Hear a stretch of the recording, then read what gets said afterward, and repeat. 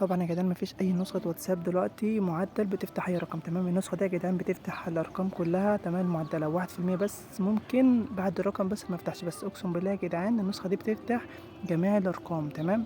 هو يا جدعان بُصّوا الفيديو مش طويل تمام، والنسخة دي باسورد تمام، والفيديو يعتبر أقل من دقيقتين تمام، وشوفوا الفيديو، سلام.